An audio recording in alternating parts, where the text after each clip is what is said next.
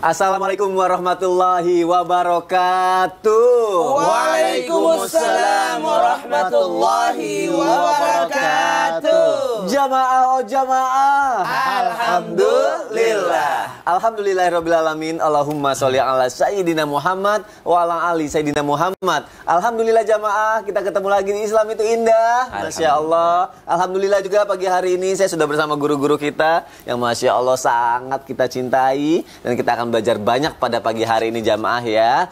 Mau belajar apa? Wah nanti nih ada tema yang akan penting sekali untuk kita bahas. Tapi sebelumnya ada tayangan dulu yang mau aku kasih lihat untuk jamaah yang ada di rumah. Mahasiswa UGM tewas bunuh diri loncat dari lantai 11 hotel. Aduh, nauzubillah min dzalik. Kita lihat tayangan yuk, silahkan.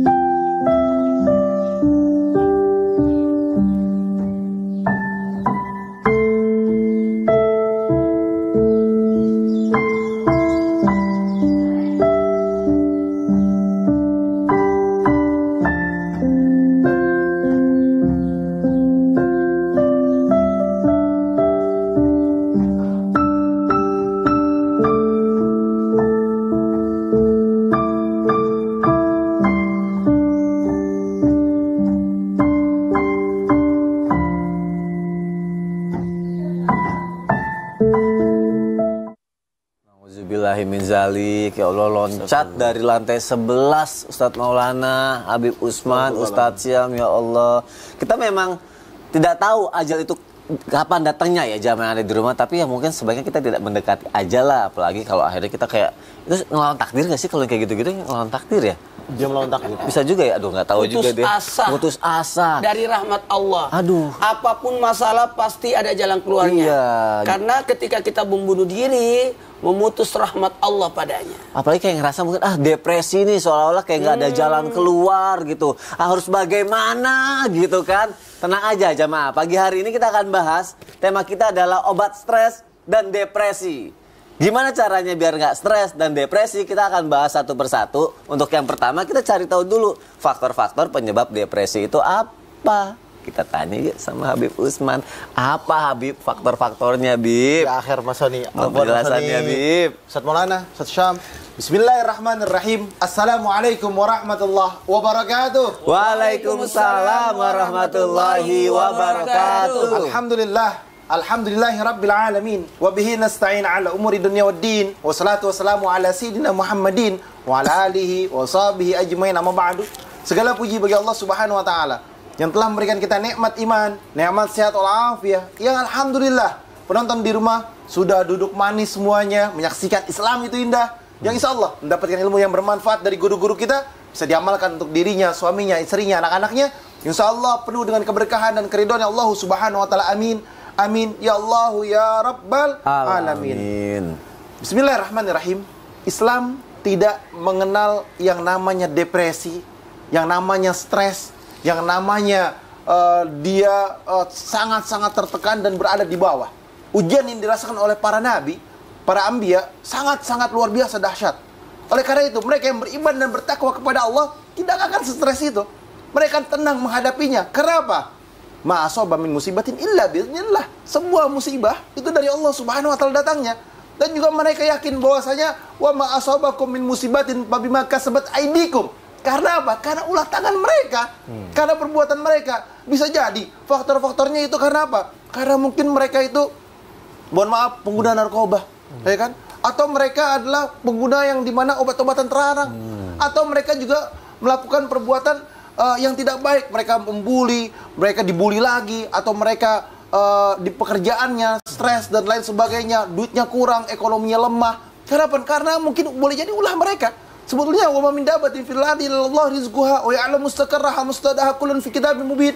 Rizki sudah dijamin dan ditentukan oleh Allah Subhanahu wa taala. Karena apa? Mungkin karena dia permintaannya banyak, keinginannya banyak, yang kemampuannya cuma hanya mohon maaf, kemampuannya cuma hanya 1 juta, 2 juta, atau 5 juta Allah kasih rezeki yang dimana mereka sudah cukup kalau buat makan, buat keperluan rumah tangganya, tapi dia berusaha upgrade. Dia nyicil ini, dia nyicil motor lah, dia nyicil handphone lah, buat kebutuhan yang dipaksakan. Hedonisme. Iya, buat hedonisme dan lain sebagainya. Inilah yang menyebabkan mereka pusing, stres dan lain sebagainya.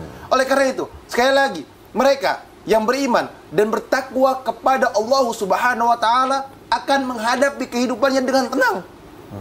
Akan menghadapi kehidupannya dengan baik. Karena apa? Yakin Allah sebagai penolongnya, yakin bahwasanya ada Allah. Mereka nggak ada yang namanya galau. Ada masalah nggak jadi masalah. Ini semua ujian hidup. Nggak jadi masalah karena mereka tahu dan paham bahwasanya hidup di muka bumi ini penuh dengan ujian, penuh dengan cobaan, dan penuh dengan yang namanya kerikil-kerikil itu pasti ada. Iya, ya kan? Bener. Ente kalau di rumah makan kecil. pakai garam nggak? Pakai. Kalau nggak pakai garam nggak enak nggak? Nggak enak nah, juga. Itulah, ada asam garamnya. Ada keribut-ributan kecil-kecil? Ada masalah dalam kerjaan? Ada. Semua pasti ada, nggak mungkin nggak. Oleh karena itu mereka yang beriman bertakwa akan sabar dan tenang menghadapinya. Dengan apa? Dengan bahwasanya ya Allah, ya Tuhan kami, Engkaulah sebagai penolong kami, Engkaulah penyelamat kami, dan Engkaulah yang memberikan kehidupan di muka bumi ini. Hanya kepadamu lah ya Allah kami meminta, dan hanya kepadamu lah ya Allah kami meminta pertolongan. Berarti apa? Yakin bahwasanya pertolongan dari Allah, musibah dari Allah, cobaan dari Allah, ujian dari Allah Subhanahu wa taala, dihadapinya dengan keimanan, takwaan kepada Allah. Mata boleh menangis, tapi tetap hati tegar. Wow, Masya Allah, mata boleh nangis, Boleh, tapi karena hati punya hak. tegar. Rasulullah SAW punya anak, Iya. namanya Ibrahim, meninggal. Ya kan? Abu Qasim meninggal. Ternyata sinar mata Rasulullah. Tapi hati tetap tegar. Hati tetap tegar. Masya Allah. Terima kasih Habib Usman untuk Betul. penjelasannya. Berarti faktor utama selain dari diri kita, dari luar juga ya. Caranya bagaimana mengantisipasinya? Seperti Habib Usman bilang, memperkuat keimanan dan ketakwaan. Masya Allah. Apalagi buat yang masih muda. Kenapa aku bilang yang masih muda? Masa Ustadz Maulana? Berarti saya aman dong. Enggak, Ustadz usianya di atas 50 apa di bawah 50? Sedikit lagi 50. Sedikit 50, berarti masih ada kemungkinan untuk depresi. Oh, masih ada. Abisnya, soalnya aku pernah dengar gini kata Ustadz, usia 50 tahun ke bawah, kemungkinan depresinya lebih besar daripada 50 tahun ke atas, terutama remaja. Iya. Mengapa seperti itu Ustadz? Kenapa sebabnya? Benarkah Ustadz? Oke, siap. Mohon penjelasannya. Izin semuanya yang di bawah 50. Ustadz kan juga masih. Iya, masih 2 tahun lagi. Mas Sony, Habib, dan Ustaz Sam. Bismillahirrahmanirrahim. Assalamualaikum warahmatullahi wabarakatuh. Waalaikumsalam warahmatullahi wabarakatuh. Jamaah. Yeay. Oh, jamaah. Yeay. Alhamdulillahirrahmanirrahim. Allahumma shalli ala sayyidina Muhammad wa ala sayyidina Muhammad. Satu bentuk pujian dan rasa syukur kita, Masya Allah, tabarakallah. Hari ini 16 Rabiul Awal 1444 Hijriah, berarti 5 bulan 14 hari lagi kita sudah masuk bulan suci Ramadan. Mempersiapkan diri, lebih menghitung diri. Dan hari ini kita bahas tentang Stres dan depresi. Stres dan depresi. Gimana nih kalau berbicara tentang stres dan depresi? Kebanyakan yang stres, depresi itu biasanya 50 tahun ke bawah. Kenapa? Karena usia kematangan. Ketika manusia berusia 40 tahun, berarti usia kedewasaan, kematangan, sehingga menyebabkan banyak orang yang alhamdulillah kalau sudah mencapai umur 40 tahun, maka bersifat dewasa itu sudah mulai muncul. Makanya Nabiullah Muhammad SAW, apalagi di bulan Maulid ini, Rasulullah SAW itu diangkat jadi Nabi di usia 40. Dan ketika di usia 50, itu adalah usia yang luar biasa. Allah mudahkan semua urusan. Nabi Isra Mi'raj di usia 51. Nabi Hijrah di usia 53. Dan ketika orang berusia 50 tahun, Allah mudahkan semua urusannya. Dan ketika orang berusia 60 tahun, Allah sayang padanya. Maka muliakanlah, sayangilah orang-orang yang berusia 60. Karena mereka adalah orang-orang yang dimuliakan oleh Allah. Dan ketika orang berusia umur 70 tahun, maka tergugurlah semua dosa-dosanya. Maka ketika orang berusia umur 70, berdatanglah penyakit untuk menggugurkan dosa-dosanya. Maka mohon izin kepada semuanya, ayo kita bersangka baik kepada Allah atas apapun yang menimpa kita, itu demi kebaikan kita. Kemudian dibersihkan, dan di usia 80 tahun maka tercatatlah sebagai penghuni sorga. Maka orang-orang yang berusia 80 tahun sebenarnya adalah usia di mana alhamdulillah jadi ujian buat orang-orang di sekitarnya. Yakinkan mereka itu adalah ujian buat kita. yang merawatnya, yang menjaganya, yang bersama dengannya. Nah, kenapa pertanyaannya anak muda atau di bawah 50 itu lebih banyak depresi? Karena satu, faktor ketidakpercayaan diri, bahkan merendahkan dirinya. Tidak melihat kemampuannya, bahkan terlalu tergantung dengan orang lain. Ketika kita bergantung selain daripada Allah atau bergantung kepada makhluk Allah, maka tunggu kekecewaan. Karena mereka pun punya batas kemampuan. Maka dari sinilah kita harus menelaah buat semua anak muda, ayo.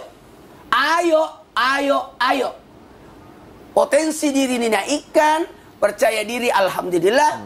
Bahkan mohon izin, harus tekankan dua hal ini, ilmu dan iman. Karena ilmu mengolah jiwa, iman hatinya diperbaiki. Maka dari dua hal ini, alhamdulillah buat anak-anak muda, ayo datangi kajian-kajian ilmu, pelajari banyak ilmu sehingga jadi mahir. Bahkan datangi tempat-tempat yang mengajarkan kita untuk pengajian, mengolah jiwa. Pengajian itu adalah mengkaji, belajar, bahkan mendapatkan nasihat. Ketika kita mendapatkan nasihat, maka nasihat itu terngiang dan maka menjadi buat kita jadi warning, peringatan. Sehingga ketika kita mau melakukan kesalahan, diingatkan. Oh, Masya Allah. Makanya ketika kita masih muda harus lebih semangat dong semangat sekarang. Karena kekuatannya lebih dari yang orang tua. Masya Allah. Terima kasih. Iya, kalau orang tua kan pengalaman banyak, tapi anak muda kekuatannya lebih banyak. Semangatnya lebih banyak. Daripada depresi, mendingan ekspresi deh, gitu. Iya kan? Berekspresi dengan berkarya, berinovasi, belajar banyak agama. Masih muda. Mumpung masih muda. Masya Allah. Kita tanya sama Ustadz kita yang juga mumpung masih muda. Amin. Siap. Iya, siap. Ini kan penjelasannya mengenai depresi. Tadi Habib Usman bilang faktor penyebab depresi dari diri kita, dari luar juga.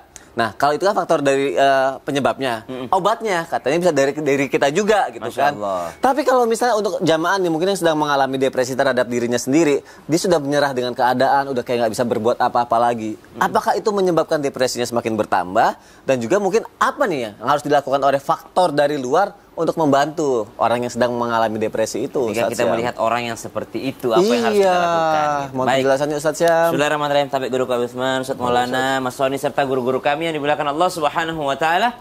Alhamdulillahirabbil alamin wassalatu wassalamu ala asyrafil anbiya'i wal mursalin sayyidina Muhammadin wa ala alihi wa sahbihi ajma'in.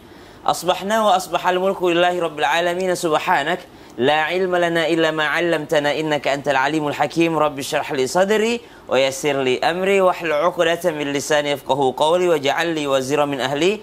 Amin amin amin ya rabbal alamin.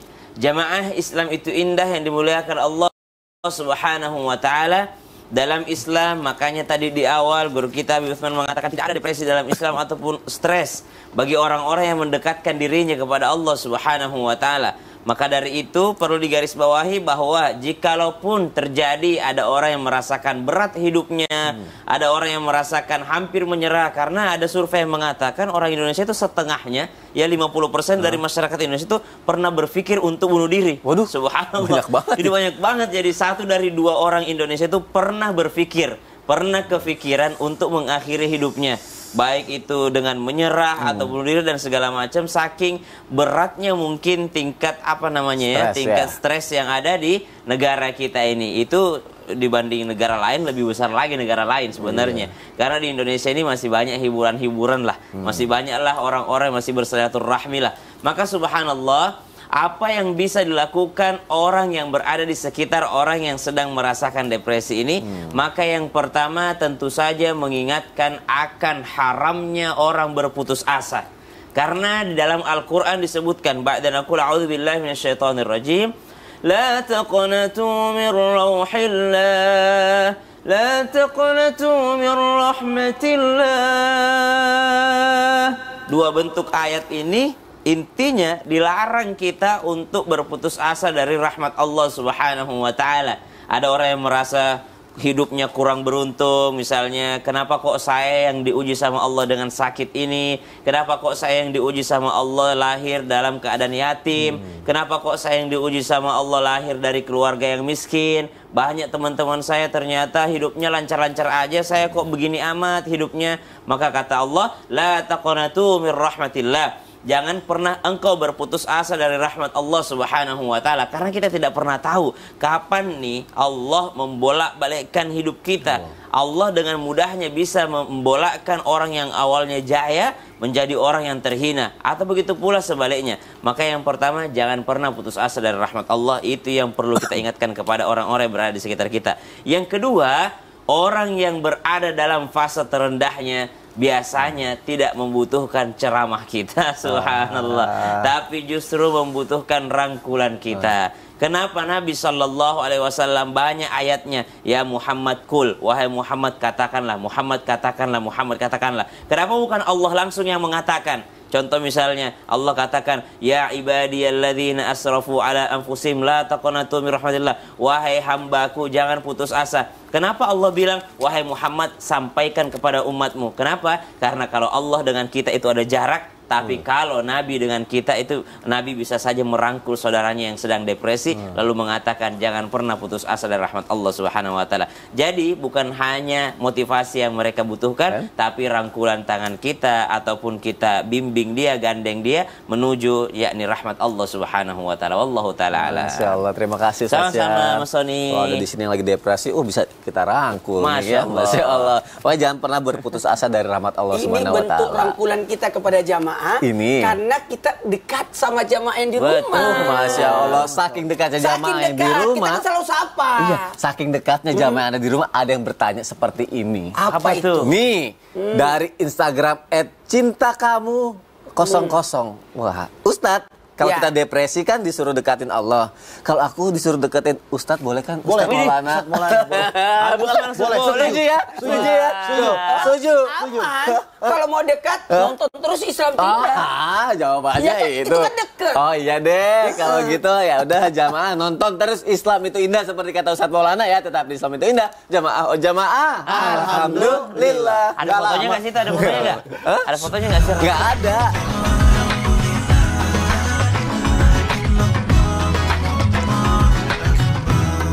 Jamaah, alhamdulillah. Alhamdulillahirobbilalamin, kita masih di Islam itu indah. Alhamdulillah, temanya juga masih sama, obat stres dan depresi. Mungkin zaman sekarang banyak orang yang sedang mengalami stres, mengalami depresi, atau ada yang bilang tuh orang tuh lihat deh, dia lagi depresi. Begitu gitu kan. sulit lupakan orang udah buat baik aja masih stres kelihatan. Masih stres. Nah, tapi kan tadi Ustadz yang bilang kalau misalnya orang yang sedang mengalami depresi, mungkin sebuah rangkulan itu lebih bermakna atau lebih dibutuhkan dibanding ucapan selamat. Ustadz Maulana ngomong kayak gitu. Apa? Bisa ucapan selamat sama semangat. Bisa dijodohin kali ya. Kenapa? Sama yang ngomong gitu. Apa-apa. Ya? Kalau memang itu jodoh kita, kan kita tidak boleh menolak. Subhanallah. Amin ya. Jaminan satu Indonesia loh. Gak ada masalah. Gak ada masalah. Ya udah kita temuin aja kalau gitu. Ya udah, nanti dulu. Ini lagi bahas mengenai stres. Jadi aku yang stres sama depresi di sekarang hari.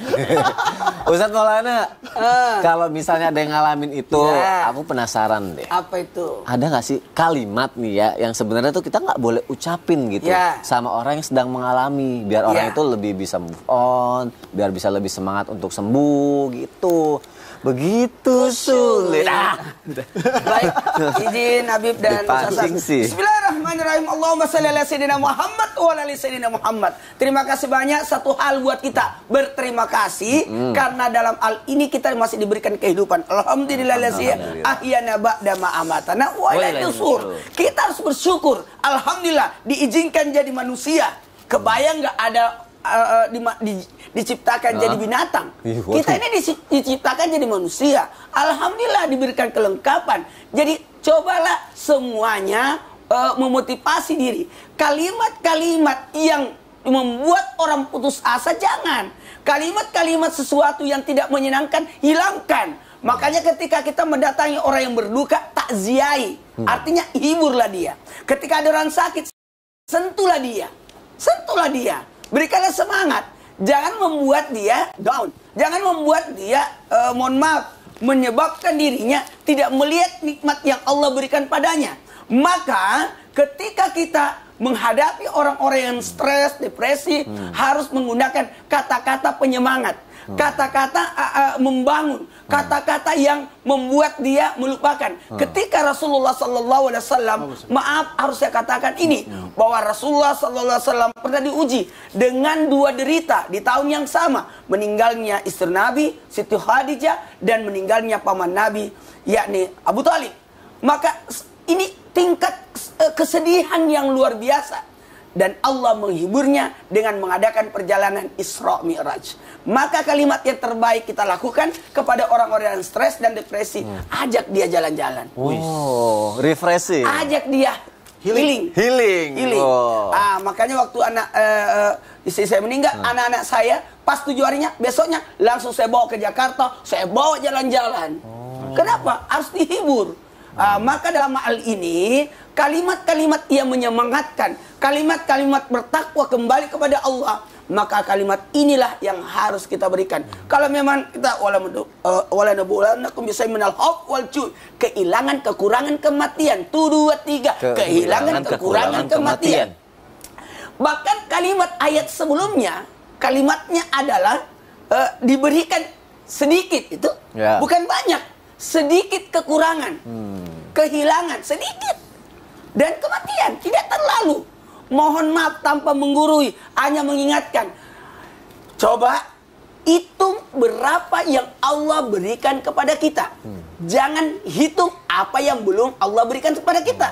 Kesalahan besar pada diri kita senantiasa, kenapa saya tidak punya ini? Kenapa saya tidak punya ini? Kenapa saya tidak punya ini? Tapi kenapa kita tidak menghitung? Aku sudah punya ini, aku sudah punya ini, aku sudah punya ini. Bersyukur. Betapa banyak orang tidak mensyukuri adanya gigi. Nanti timbul kesyukuran akan gigi ketika tanggal giginya 1 atau sakit giginya 1. Sakit gigi. Padahal masih banyak gigi yang bagus.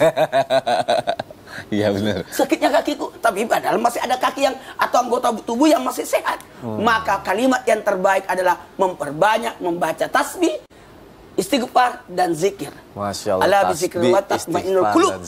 Menenangkan. Iya, jangan malah dibilang udahlah nikmatin aja. Masa disuruh nikmatin? Ada orang sakit. Buat dia semangat, udah lama sembuh kok. Jangan bilang, sakitnya persis sama temanku. Yang di sana udah meninggal. Itu bahaya. Kalimat itu nggak bagus. Jangan ya, ya Allah. Kita harus menjadi penyemangat buat teman-teman kita yang sedang mengalami ya jamaah. Iya. Ternyata penyakit ini banyak. Tidak ada penyakit, tidak ada obatnya. Semua ada obatnya. Kecuali kematian dan tua. Oh, tua nggak bisa ya. Untung Ustadz Maulana masih muda. Kita masih muda, semua masih muda. Insya Allah kita semua sehat ya. Semangat semuanya. Terima kasih Ustadz Maulana untuk penjelasannya. Kita bicara mengenai masalah depresi. Aku sempat berpikir gini.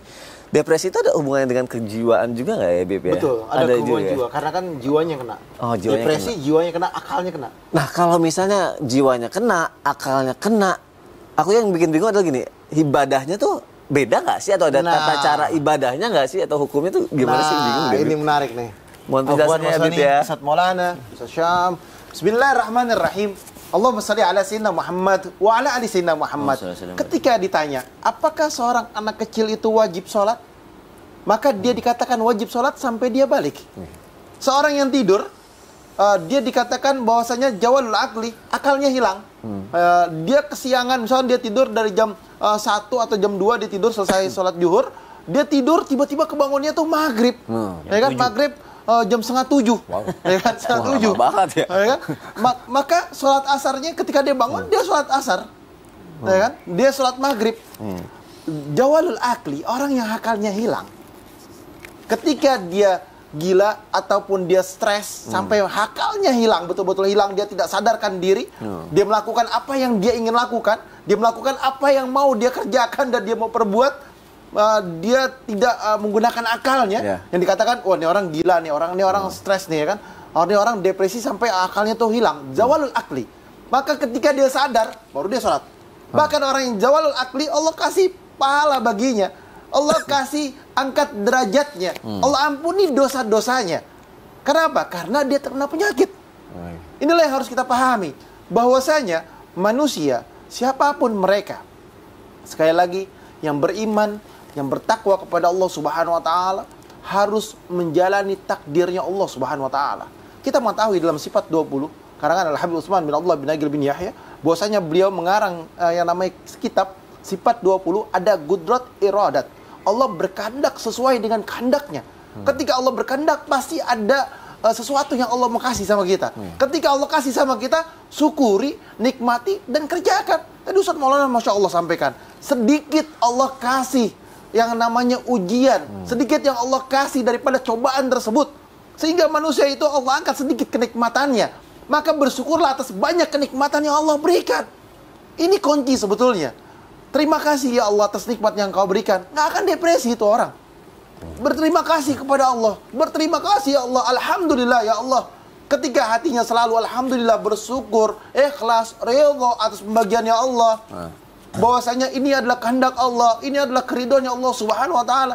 Ini hamba yang bertakwa kepada Allah. Maka akan terjadi ketenangan dalam jiwanya, ketenangan dalam tubuhnya, ketenangan dalam pikirannya, ketenangan dalam setiap perbuatannya. Karena yakin bahwasanya Allah Subhanahu wa taala sudah menetapkan daripada kudrat dan iradatnya Allah Subhanahu wa taala. Oleh karena itu, penonton di rumah, ayo tetap semangat nonton Islam itu indah. Ilmu yang bermanfaat disampaikan oleh guru-guru kita. Jangan kemana-mana, fokus di sini. Bila perlu tulis di di kertasnya, jadi catatan. Bahwasanya apa? Depresi ataupun stres hanya mereka yang jauh dari Allah. Ketika mereka dekat kepada Allah, maka dia tidak akan depresi, maka dia tidak akan stres. Dia akan berusaha untuk menikmati kehidupan dunia ini. Karena apa? Yang paling abadi adalah surganya Allah dan akhiratnya Allah Subhanahu wa taala. Berharap akan bertakwa kepada Allah, masuk dalam surganya Allah. Berharap akan ibadahnya, kedekatannya kepada Allah, mencari rahmatnya Allah, mendekatkan diri kepada Rasulullah SAW, menjalankan sunnah-sunnahnya Rasulullah SAW dengan membaca selawat. Apalagi di bulan Maulid, banyak baca selawat kita, menghilangkan daripada stres kita atau depresi kita. Menghilangin penat kerjaan dari pagi sampai sore, ya kan, pulang maghrib sholat, isya sholat, mendekatkan diri kepada Allah, baca Al-Quran, baca selawat sebanyak-banyaknya. Ini adalah salah satu kunci. Untuk apa? Untuk jauh daripada depresi dan kestresan. Kalau misalkan dikatakan Ustadz Syam tadi, stres ini bisa dihinggapi oleh kita. Oleh karena itu beriman, bertakwa. Jadikanlah keimanan dan takwaanmu untuk menjadikan tameng daripada stres dan depresi masuk. Masya Allah, semoga kita semua terhindar dari yang namanya depresi ya. Amin ya Allah, amin. Terima kasih Habib Usman untuk penjelasannya Habib.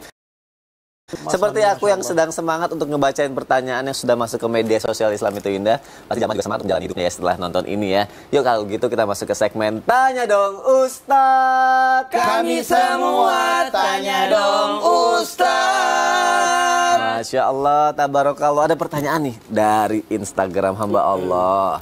Assalamualaikum Ustadz, saya izin bertanya, mengapa banyak orang saat ini tuh bangga ketika terkena penyakit mental? Atau juga ada yang pura-pura depresi biar dilihat orang. Kayak, sudah. Nggak usah disebut. Emang boleh kayak gitu Ustadz? Maksudnya gitu. Memang boleh. Mohon izin kepada semuanya tanpa menggurui. Satu hal buat kita, kenapa orang banyak hidupnya kepura-puraan untuk mencuri perhatian orang. Kenapa? Karena sebenarnya kembali lagi, seandainya dia punya ilmu, dia punya iman, maka malulah untuk merendahkan dirinya, malulah untuk menghinakan dirinya. Maka tangan di atas jauh lebih mulia daripada tangan di bawah. Kemuliaan itu ketika memberi, kemudian menerima, kemudian meminta. Na'udzubillah, kalau menjadi meminta-minta, maka ini kurangnya ilmu dan iman inilah yang menyebabkan orang hidup dalam kepura-puraan. Kemudian mohon maaf tanpa menggurui, karena tidak memfungsikan apa yang Allah sudah berikan padanya, atau kurang bersyukur. Waduh, berarti orang yang merendahkan dirinya sendiri saja yang biasanya merasa seperti itu ya Ustadz ya. Seperti itu. Kalau gitu semangat semuanya ya, Masya Allah. Terima kasih Ustadz Maulana. Semangat, semoga terjawab ya jamaah yang ada di rumah ya. Kalau gitu aku baca lagi pertanyaan selanjutnya yuk. Dari Instagram hamba Allah masih nih. Assalamualaikum Ustadz, Ustazah. Waalaikumsalam warahmatullahi wabarakatuh. Bagaimana caranya bisa ikhlas menerima kenyataan bila istri sudah meninggal? Jujur, saya depresi, belum bisa ikhlas menerimanya. Saya seperti kehilangan arah tujuan hidup. Mohon pencerahannya, terima kasih. Baik, ini akan dijawab melalui tausiah ya oleh Ustadz Syam ya. Ustadz, baik, tapi guruku, Ustadz Maulana, Usman, Mas Soni, yang mana tausiah ini mungkin lebih baiknya dibawakan oleh guru kita bersama, Ustadz Maulana, karena pertanyaannya ini sangat relate dengan beliau, yang mana ditinggal oleh pasangan, namun ternyata tetap menjalani kehidupan dengan ceria, tanpa berputus asa dari rahmat Allah, fokus untuk mendidik dan membesarkan anak-anak. Masya Allah. Semoga penanya diberikan kemampuan yang sama dengan guru kita Ustadz Maulana, atau bahkan yang sama dengan orang-orang beriman lainnya. Seperti baginda Nabi Shallallahu Alaihi Wasallam ditinggal oleh istrinya, ditinggal oleh pamannya, ditinggal bahkan lahir dalam keadaan yatim. Bahkan ada 1 tahun yang mana pada saat itu karena belum ada penetapan tahun 1, 2, 3, 4. Jadi pada saat itu kan dahulu Nabi kalau Sony ditanya, Nabi lahir tahun berapa? Tahun gajah. Orang bilangnya gitu doang gitu. Tahun gajah, nggak ada yang nyebutin tahun berapa gitu. Bener. Ya pada saat itu orang cuma apa kejadian yang ada itu yang dijadiin nama tahunnya. Ada tahun zilzal, tahun bangkrutnya, atau tahun paceklik, atau tahun panen, atau tahun hujan gitu ya. Kemudian ada tahun kesedihan, Amul Huzni namanya. Tahun kesedihan baginda Nabi Sallallahu Alaihi Wasallam. Kenapa? Karena Nabi ditinggal mati oleh istrinya tercinta, Ibunda Khadijah radhiyallahu taala anha warḍaha. Kemudian Nabi dalam keadaan sedih. Nabi pun bersedih. Jadi sekali lagi digarisbawahi, sangat biasa atau sangat boleh seseorang bersedih dan menangis. Yang tidak boleh adalah depresi dan putus asa dari rahmat Allah Subhanahu wa taala. Maka apa yang bisa dilakukan oleh hamba Allah yang beriman? Maka yang pertama, tingkatkan keimanan, tingkatkan keyakinan kita akan balasan dari Allah Subhanahu wa taala. Innama yuwaffas sabiruna ajrahum bighairi hisab. Sungguh pahala sabar itu tidak ada batasnya. Kenapa seseorang yang terkena musibah, kehilangan, ditinggal oleh orang yang dicintainya, kenapa kalimat pertama yang diucapkan oleh lisan adalah inna lillahi wa inna ilaihi raji'un? Semuanya dari Allah dan akan kembali kepada Allah. Sungguh semuanya akan kembali kepada Allah. Seakan-akan kita menanamkan di dalam diri kita bahwasanya jikalau ujianku ini ada, pasti akan berakhir. Dan diriku ini pun adalah milik Allah dan aku akan kembali kepada Allah. Kalau diriku saja akan kembali kepada Allah dan tidak abadi, apalagi ujianku. Pasti tidak abadi juga. Jadi tidak ada yang abadi di dunia ini. Dan ini mesti dengan keimanan kepada Allah Subhanahu wa ta'ala. Banyak kok orang-orang yang awalnya bersedih, setahun awal sedih, 2 tahun mungkin masih bersedih. Kalau kesedihannya berlanjut bisa 3 tahun dia bersedih. Namun setelah itu dia bisa menjalani hidupnya dengan normal, dengan nyaman. Bahkan bisa mengenal orang baru kembali. Maka subhanallah,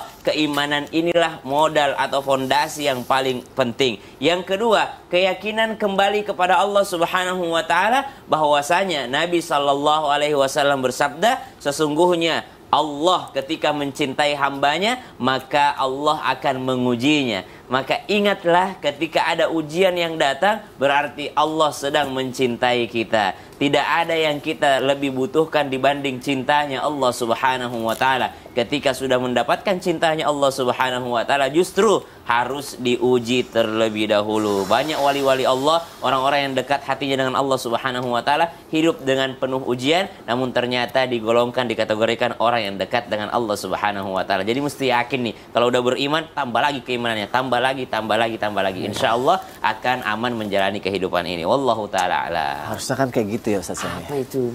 Harusnya seperti yang Ustaz Sam bilang. Sony kemana? Nanti aku bilang, udah dikasih tahu kajiannya isinya apa sama guru-guru, masih aja kayak begini. Iya. Kan nggak seperti ini. Sony kenapa? Enggak gini loh. Ada apa sih? Gini loh Ustadz Maulana. Ya. Terus Ustadz Maulana, gini. Ada ini jamaah lagi bingung ini. Jamaah jadi stres gara-gara kita. Kenapa? Aku juga bingung. Sini. Ini ada pertanyaan dari jamaah nih Instagram @putrisayang katanya. Putri sayang. Ustadz, saya takut jadi depresi karena diputusin pacar saya, Ustadz. Ya Allah. Padahal saya udah unfollow IG-nya. Kenapa kepikiran terus? Tahu solusi dari semua itu, ikuti syariat Islam. Jangan pacaran. Tuh kan, mendingan langsung nikah kan.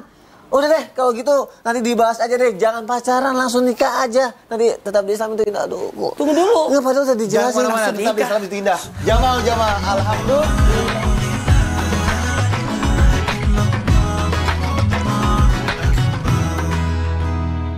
Jamaah. Alhamdulillah. Alhamdulillahirrabbilalamin, kita masih di Islam itu indah. Dan buat jamaah yang baru bergabung, hari ini kita sedang membahas tema obat stres dan depresi. Dari tadi aku selalu bilang, hari ini banyak banget orang yang mengalami stres, depresi gitu. Karena anak muda itu selalu stres karena satu, bergantung kepada orang lain, bergantung kepada orang tua. Bahkan ini, kenapa bisa stres? Karena dia pacaran. Nah itu dia kan harusnya Tidak ya? Harusnya ta'aruf. Nah, langsung menikah. Ta'aruf dulu. Oh ya, ta'aruf dulu. Oh, ya, baik. Oke, kalau itu kan kita bicara sekarang nih Ustadz. Ya. Nih. Kita yang sedang mengalami. Tapi Jamaah juga pasti penasaran. Di zaman Nabi, zaman Rasul gitu ya, pada zaman dulu ada nggak sih orang yang depresi? Atau pernah keluar nggak sih kalimat lu depresi lu? Terus bagaimana sih cara mengatasinya? Ustadz Syam nih yang biasanya suka membacakan kisah inspiratif. Aku pengen tahu di zaman Nabi ada nggak ya seperti itu Ustadz Baik, Syam? bismillahirrahmanirrahim. Tabi guru kami Utsman, Maulana, Mas Soni serta guru-guru kami yang dimuliakan Allah Subhanahu wa taala, dan bagi seluruh jamaah yang mungkin merasa sedang diuji oleh Allah Subhanahu wa taala dengan ujian yang berat. Kalau kita melihat ke dalam Al-Quran, ada seorang wanita yang luar biasa solehahnya, yakni Maryam binti Imran, anak daripada Imran. Imran ini bukan hanya soleh sendiri, tapi disebut dalam Al-Quran bukan Al-Imran, Ali Imran, keluarga Imran. Kenapa? Karena sekeluarga tuh soleh semua, subhanallah. Imran menikah dengan Hanna, Hanna melahirkan seorang anak bernama dengan Maryam, Maryam melahirkan lagi Nabi Isa alaihissalam. Namun ternyata kesolehahannya Maryam ini diuji oleh Allah Subhanahu wa taala. Bagaimana mungkin seorang gadis yang menghabiskan waktunya beribadah kepada Allah Subhanahu wa taala, siang harinya berpuasa, malam harinya dia pakai untuk bermunajah kepada Allah Subhanahu wa taala di Baitul Maqdis bersama dengan pamannya Nabi Zakaria alaihissalam, bersama dengan istri Nabi Zakaria. Ini keluarga yang sangat saleh, dan Maryam adalah seorang yang salehah, tiba-tiba hamil, subhanallah. Tiba-tiba diuji oleh Allah Subhanahu wa taala, hamil tanpa menikah, subhanallah. Tidak pernah menikah, tidak pernah disentuh oleh seorang laki-laki, tiba-tiba hamil. Kira-kira apa yang dirasakan Maryam pada saat itu kalau nggak depresi? Subhanallah. Sampai-sampai bisa dikatakan depresi karena ada kalimat Maryam dalam surah Maryam ayat 23 mengatakan, ba'dana aqulu a'udzubillahi minasyaitonir rajim. فَجَاءَهَا الْمَخَاضُ إِلَى جِذْعِ النَّخْلَةِ قالت يا ليتني مت قبل هذا وكنت نسيا منسيا. Dalam keadaan kebingungan, Maryam mengatakan, ya laitani mitu qabla hadza. Coba aku mati aja deh. Mending aku mati aja daripada kayak gini nih. Seandainya aku mati aja sebelum ada kejadian ini. Kenapa Allah mengujiku seperti ini? Qabla hadza wa kuntu nasiyan mansiya. Pasti kalau aku udah mati pasti udah dilupain nih, daripada aku harus hamil kayak gini tanpa suami, tanpa ada apa-apa, subhanallah. Jadi ternyata seorang yang beriman kepada Allah Subhanahu wa taala pun diuji oleh Allah Subhanahu wa taala dengan kebingungan yang luar biasa pada saat itu. Maka kita tidak boleh juga vonis orang ketika ada orang yang mengatakan sedang depresi lalu kita katakan kurang sholat lu, kurang ini, kurang iman. Maryam kurang beriman apa coba? Maryam tuh kurang beriman apa, kurang sholat apa, kurang puasa gimana, kurang dekat apa dengan Allah Subhanahu wa taala, tapi justru dalam keadaan kebingungan, depresi, subhanallah. Namun ternyata Allah menjawab kegalauannya dengan menunjukkan satu mukjizat, yakni ketika setelah melahirkan, anak tersebutlah yang berbicara menjawab bahwa ibuku tidak pernah disentuh oleh lelaki manapun, ini adalah datang dari Allah Subhanahu wa taala. Jadi Allah tuh kadang-kala memberikan jawaban di luar dugaan manusia. Sama ketika Nabi Ibrahim dibakar, Nabi Musa ingin menyeberangi lautan, mereka tidak pernah tahu bagaimana cara Allah menolongnya. Nabi Muhammad SAW, manusia yang paling mulia, pernah diejek dari istri Abu Lahab gitu ya, dikatakan Muhammad nggak kesurupan lagi, subhanallah. Jadi setiap Nabi Muhammad dapat wahyu dikatakan kesurupan. Nabi lama nggak dapat wahyu pada saat itu, Nabi kebingungan. Lalu turunlah setelah berbulan-bulan, turunlah surah Ad-Duha. Wad-duha wal-laili idza saja ma wadda'aka rabbuka wa ma qala. Tuhanmu tidak pernah meninggalkanmu wahai Muhammad. Karena Nabi pun sudah kebingungan, apakah Allah sudah tidak mau lagi mengajakku bicara ya? Apakah Allah sudah tidak mau lagi menurunkan firman ya? Subhanallah. Jadi bukan karena kurang keimanan, memang ketika orang beriman kepada Allah Subhanahu wa taala wajib atas Allah menguji manusia tersebut. Wallahu taala a'lam. Masyaallah. Terima kasih Ustaz Syam untuk penjelasannya. Semoga kisah ini bisa menginspirasi kita ya jamaah yang ada di rumah. Mungkin kalau jamaah tadi menyimak ya di segmen sebelumnya, Ustaz Maulana kan menjelaskan kalimat yang mungkin tidak boleh diucapkan ketika orang sedang mengalami depresi gitu ya. Nah sekarang pasti jamaah juga penasaran nih. Kalimatnya itu kebalikannya. Kalimat yang seharusnya diucapkan gitu ya. Ketika mungkin kita bicara dengan orang yang mengalami depresi. Kira-kira apa sih kalimatnya? Habib Utsman, kasih tahu dong Habib, apa yang harus dilakukan Bib? Kira-kira menurut Mas Soni apa kalimatnya? Kalau semangat, masa disemangatin tadi katanya jangan semangat. Aku nggak tahu deh. Ustaz Maulana. Janganlah. Afwan, Mas Tony, Ustaz Maulana, Ustaz Syam. Bismillahirrahmanirrahim. Allahumma shalli ala sayyidina Muhammad wa ala ali sayyidina Muhammad. Ketika kita mempunyai teman, kita mempunyai saudara, kita punya keluarga, maka gunakanlah kalimat-kalimat yang baik, kalimat-kalimat yang menyentuh. Karena apa? Kalimat disinilah yang akan menyentuh daripada hati dan pikirannya. Ketika ditanya, gimana kabarnya hari ini? Alhamdulillah. Semoga Allah berikan kesehatan, keberkahan. Ini kalimat-kalimat yang baik. Kalimat takjub diawali dengan Alhamdulillah. Segala puji bagi Allah Subhanahu Wa Taala yang berharap Allah kasih kesehatan. Dan juga bagaimana akhir-akhir ini kabarnya, bagaimana kejadian kemarin, ya kan? Gimana? Semoga Allah kasih kesehatan, Allah angkat derajatnya. Inilah bentuk-bentuk kalimat yang baik dengan kata-kata yang ma'ruf. Ketika seseorang bertemu dengan keluarganya, saudaranya, diajarkan dengan kalimat yang luar biasa dahsyat.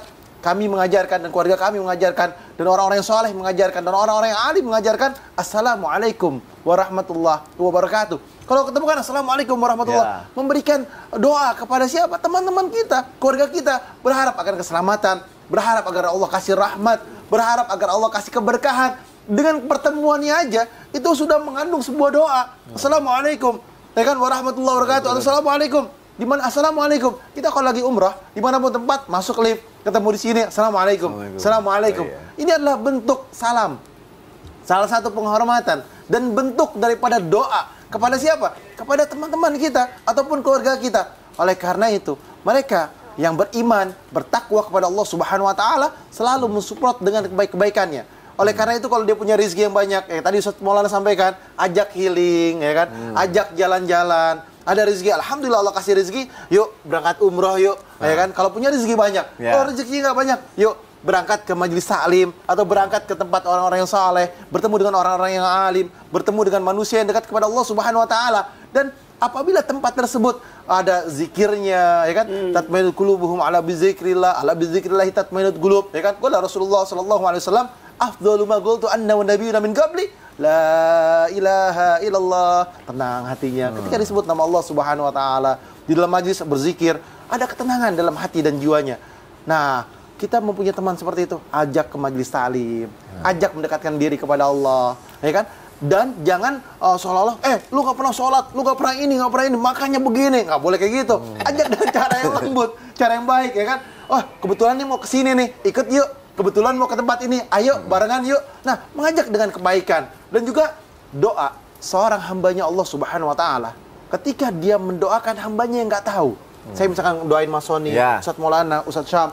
Ini gak tahu nih, mereka ketika saya doa malam, misalkan setelah jam 1 atau setengah 2 setelah tahajud, saya doakan, ya Allah biar Ustaz Maulana panjang umur, sehat, ya Allah temuin jodohnya, Allah percepat pernikahannya, ya kan? Ini doa yang mustajab daripada sahabat ataupun teman ataupun keluarga ataupun mereka gurunya ataupun muridnya ataupun siapapun yang mendoakannya. Ketika nggak tahu, ini doa yang mustajab. Mudah-mudahan Allah kasih mustajab, ya kan? Mas Wali biar Allah panjangkan umurnya, sehat, rezekinya banyak. Ustaz Sam juga rezekinya banyak, berkah, Allah angkat derajatnya. Ini doa, ayo doakan teman-teman kita yang sakit, mudah-mudahan Allah sembuhkan, Allah angkat penyakitnya, Allah berikan kesehatan. Doa yang dilakukan oleh orang yang beriman kepada Allah yang mereka nggak tahu, mustajab. Masya Allah. Terima kasih Habib Usman untuk penjelasannya. Doakan yang terbaik ya buat teman-teman kita atau mungkin yang sedang mengalaminya ya. Jadi kalau kita bersimpati boleh, tapi tunjukkan juga empati kita terhadap sesamanya juga. Masya Allah. Kalau kita sudah melakukannya dan bingung lagi harus apa, bawa ke Ustaz Maulana. Nanti insya Allah bisa dikasih amalan-amalan ini. Karena aku juga bingung ada amalannya apa? Biar nggak depresi. Ya kan? Sapa, salam, senyum, silaturahmi, sedekah. Masya Allah. Sudah 3 kalimat. Sapa, salam, senyum, silaturahmi, sedekah. Ya. Wah, Masya Allah. Coba sekali lagi. Sapa, salam, senyum, silaturahmi, sedekah. Baik, bismillahirrahmanirrahim. Allahumma shalli ala sayyidina Muhammad wa ala sayyidina Muhammad. Ada zikir yang khusus kita baca. Ketika ada masalah yang besar, maka bacalah doa daripada Nabi Yunus alaihissalam. La ilaha illa anta subhanaka inni kuntu minaz zalimin. Masalah apapun baca ini. Sesudah asar 70 kali. Catat jamaah. 70 kali dibaca sesudah asar. La ilaha illa anta subhanaka inni kuntu minaz zalimin. Ingat, masalahnya Nabi Yunus luar biasa. Waduh, di kegelapan malam, di tengah lautan, masuk lagi di bawah dasar lautan, dan ketahuilah di dalam perut ikan. Kegelapan yang disebutkan dalam Al-Quran, kegelapan yang bertumpuk, gelapnya malam, gelapnya lautan. Kalau mungkin di daratan masih ada lampu kan? Ya. Ini kemudian di dalam perut ikan, kemudian masuk lagi dibawa ke dasar lautan. Itu kegelapan yang luar biasa, kesusahan yang luar biasa. Maka baca la ilaha illa anta subhanaka inni kuntu minadz zalimin. Maka harus kalau ketika kita sakit ada semangat. Ingat, ketenangan itu adalah separuh dari kesembuhan. Yang lagi terbaring sakit, ayo semangat. Nah, semangat. Ayo semangat. Kalau mau sembuh, makanlah seperti orang sehat. Dan orang sehat kalau mau sembuh, mau sehat selalu, menjaga kesehatan, makanlah seperti orang sakit. Dibalik ya. Dibalik. Gitu. Kalau orang sakit, makanlah seperti orang sehat. Dan orang sehat supaya sehat selalu, makanlah seperti orang sakit. Makan orang sakit itu gimana ya? Menghitung apa yang harus, berpantanganlah supaya engkau sembuh. Kemudian kalau cara baik sangka, ingat dulu, ada istighfar. Tarik, ayo tarik. Kalau istighfar itu cara membaca istighfar adalah tarik. Astagfirullah. Itu bukan begitu. Ditarik. Astagfirullah. La ilaha illallah. Itu la ilaha illallah. La ilaha illallah. Jadi gitu, la ilaha illallah. Jadi kalau kita ketemukan orang berzikir, sebenarnya tidak gaya seperti itu aja. Sebenarnya ada maknanya. Tidak ada Tuhan kecuali Allah. Tidak ada Tuhan kecuali Allah. Tidak ada Tuhan kecuali Allah. La ilaha illallah. La ilaha illallah. La ilaha illallah. Kemudian salawat. Ingat, salawat itu mendinginkan. Makanya ketika ada orang dikompres, bacakan salawat sambil dikompres. Kenapa? Karena salawat itu mendinginkan. Kalau orang demam menggigil, kedinginan, bacakan ayat kursi. Kayak ayat kursi ada memanaskan. Jadi seperti itu. Jadi ada. Maka ketika kita berzikir, bermuhasabah. Ingat kalimat ini. Ketika ada orang bermasalah, yakinkan mereka lagi diangkat derajatnya oleh Allah. Tapi ketika kita yang bermasalah, katakan aku punya dosa. Jangan dibalik. Ada orang bermasalah, ada orang sakit. Dia lagi banyak dosa. Salah. Dia lagi diampuni, diangkat derajatnya dia. Tapi ketika kita yang sakit, mungkin ada kesalahan yang saya lakukan. Nabi tidak pernah sakit kecuali 3 hal. Karena kena panah waktu peperangan Uhud, ketika disantet atau dikunit, ya. Kemudian sehingga turunlah surah Al-Falaq dan An-Nas. Dan yang ketiga, ketika diracuni. Jadi dalam hal ini sakit masalah tidak akan ada ketika kita lebih baik mencegah daripada mengobati. Lebih baik berpantangan sehingga orang berpantangan aman hidupnya. Masya Allah. Jadi itulah amalan-amalan. Amalan-amalannya, doanya, semua lengkap. La ilaha illa anta subhanaka inni kuntu minadz zalimin. Masya Allah. Diamalkan ya jamaah yang ada di rumah. Semoga kita semua terhindar dari semua mahara bahaya, penyakit apapun itu. Masya Allah. Terima kasih Ustaz Maulana untuk penjelasannya. Kalau gitu kita lanjutkan jamaah. Sekarang aku bacain lagi ya. Nih ada surat yang masuk ke segmen kita, segmen Tanya Dong Ustadz. Yuk kita masuk lagi ke segmen Tanya Dong Ustadz. Kami semua tanya dong Ustadz. Masya Allah. Suratnya mana? Suratnya mana? Pakai ini lagi. Nabrak nih. Nabrak pasti. Nabrak. Nah. Pinter. Tuh kan nabrak. Biasanya nabrak. Nabrak dong. Penasaran dong. Iya. Jamaah di rumah siapa pelakunya? Tahu selama ini kan selalu ngirimnya pakai ini.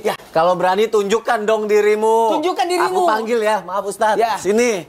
Nih. Oh, ini. Coba mainkan. Coba mainkan. Remote nih. Coba. Ini. Gitu. Pelakunya ternyata. Besok-besok kayak gini terus. Jangan nabrak ya. Oke, itu udah pinter dia. Silakan duduk teh. Sudah. Salah. Nih, aku balikin. Ya. Masuknya dibalikin. Dipulangin. Oh, salah ya. Salah. Habis tadi dia bilang balikin gitu. Ya udah ternyata aku kira balikin begitu. Enggak taunya enggak. Ada surat. Surat. Enggak, surat. Ini kan amplop. Memang amplop, yang ada surat. Iya, ada surat yang benar. Soalnya kalau di otak aku amplop berarti ada Kan Anda bilang amplop. Iya bilang benar. duit. Dari Cianjur. Dari Cianjur. Dari Cianjur. Masya Allah. Terima Masya kasih Allah. banyak. Terima Salam-salam kasih. buat Cianjur. Aku bacain ya. Bagus juga tuh. Kalau nanti jamaah lagi nonton, bisa kirim-kirim salam ya. Oh iya benar. Ya, Kalau boleh. gitu, halo warga Cianjur. Assalamualaikum Ustadz Habib. Saya punya trauma dengan pernikahan karena orang tua saya telah bercerai. Setiap ada laki-laki yang dekat dengan saya, pasti saya jaga jarak. Saya bahkan depresi memikirkan ini, apalagi umur saya sudah kepala 3 dan teman-teman saya semua sudah menikah. Saya depresi akibat trauma masa lalu karena perceraian orang tua saya. Apa ini? Berpikir tidak ingin menikah karena trauma dan depresi. Maaf ya. Takut nanti akan berpisah dan adanya korban. Oh, kok bisa nebak Ustadz? Aku nebak kata-katanya. Oh ya, dengan adanya korban yaitu anak nantinya. Apakah saya salah tidak ingin menikah akibat trauma? Kira-kira lanjutannya apa? Depresi. Oh, benar. Iya benar. Trauma depresi kan? yang saya alami. Ustadz, itu nggak bisa ketebak ya. Kalau gitu bisa nebak kira-kira yang jawab siapa? Ustaz Sam. Oh iya, Ustadz Sam aja ya. Ya. Mulai tausiah boleh nggak Ustadz? Oke, baik. Silakan. Kami Ustadz Maulana Habib Usman. Halo, Ustaz. Mas Sony serta penanya yang dimuliakan Allah Subhanahu wa taala dan guru-guru kami yang sedang menyaksikan Islam itu indah tanpa bermaksud menggurui ataupun mengajari, maka subhanallah trauma itu mesti diobati. Jadi ada keahlian seperti psikolog dan psikiater. Para pemuka agama menjawab sekaligus mendoakan secara sisi agama. Tapi ada sisi mental juga yang perlu untuk diobati karena tidak semuanya bisa langsung serta-merta setelah mengirim surat ke Islam itu indah tiba-tiba sembuh gitu ya. Kalau ada memang orang-orang yang mungkin butuh ke psikiater karena butuh obat gitu ya, butuh obat secara medis. Ada orang-orang ke psikolog untuk bisa bicara dari hati ke hati karena memang ada keahlian khusus untuk itu. Dan subhanallah kalau dikatakan dalam sisi agama, dari sisi agama bagaimana orang yang tidak mau menikah. Yang pertama, hukum pernikahan itu apa sih? Hukum pernikahan itu adalah sunnah yang sangat dianjurkan oleh baginda Nabi SAW. Bahkan dikatakan, faman raghiba an sunnati falaysa minni. Siapa yang tidak mau mengikuti sunnahku, mengingkari sunnahku, maka bukan daripada golonganku. Tapi tetap aja sunnah hukumnya. Kadangkala menjadi wajib bagi orang yang mungkin sulit untuk menghindari maksiat, zina dan segala macam. Jadi kalau misalnya si mbak yang bertanya ini, karena ini perempuan mungkin ya yang bertanya ya, karena traumatik biasanya perempuan. Kalau mbaknya bisa menjamin diri untuk tidak bermaksiat, tidak berzina dan segala macam, bisa menjaga dirinya, menjaga kehormatannya dengan tidak menikah seperti Sayyidatina Rabi'atul Adawiyah, maka boleh-boleh saja tidak menikah. Boleh-boleh saja tidak menikah. Kenapa? Rabi'atul Adawiyah juga tidak mau membagi cintanya kepada Allah Subhanahu wa taala. Kalau mbaknya punya pikiran, saya tidak mau membagi cintaku hanya kepada Allah Subhanahu wa taala dan kubaktikan hidupku ini, umurku ini untuk berbakti kepada kedua orang tuaku, maka itu sah-sah saja dilakukan untuk tidak menikah. Tapi ternyata menikah itu lebih menundukkan pandangan dan lebih banyak pahalanya. Subhanallah. Jadi kita harus objektif juga menjawab pertanyaan. Kalau dikatakan boleh nggak kalau saya tidak menikah, boleh-boleh saja, tidak menjadi dosa kalau dia bisa menjaga dirinya. Tapi kalau tidak bisa menjaga dirinya, maka pernikahan adalah solusi. Yang kedua, trauma seperti ini tidak dirasakan oleh semua orang. Jadi kalau ada yang gagal pernikahannya, yang berhasil pernikahannya jauh lebih banyak. Maka kalau mau lihat contoh, lihatlah contoh yang baik-baik saja. Orang tua mungkin pernah punya kesalahan masa lalu, tapi saya yakin orang tua mbak tidak mungkin menghalangi mbak jikalau menikah. Kenapa? Karena menikahlah mengikuti syariat Nabi SAW.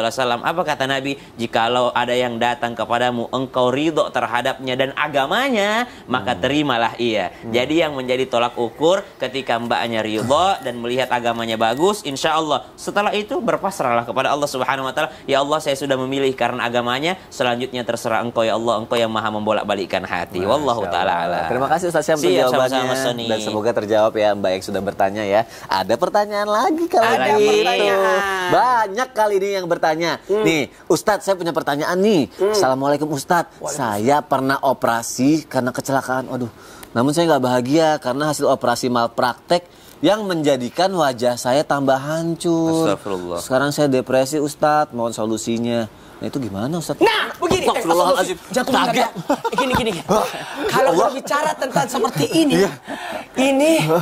Kalau dijawab singkat, nggak ada waktu. Harus kita jawab setelah yang satu ini.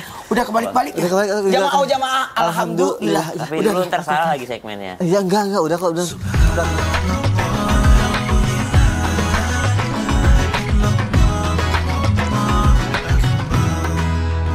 Jamaah, alhamdulillah. Alhamdulillahirrabbilalamin. Senang sekali kita masih di Islam itu Indah. Dan alhamdulillah masih banyak sekali jamaah yang setia, banyak yang bertanya di media sosial kita. Dan insya Allah langsung sekarang aku bacain lagi. Yuk kita masuk ke segmen Tanya Dong Ustadz. Kami semua tanya dong Ustadz. Masya Allah, tabarakallah. Kali ini ada pertanyaan dari Instagram hamba Allah. Assalamualaikum Ustadz, saya pernah operasi karena kecelakaan, namun saya nggak bahagia karena hasil operasi malpraktek yang menjadikan wajah saya tambah hancur.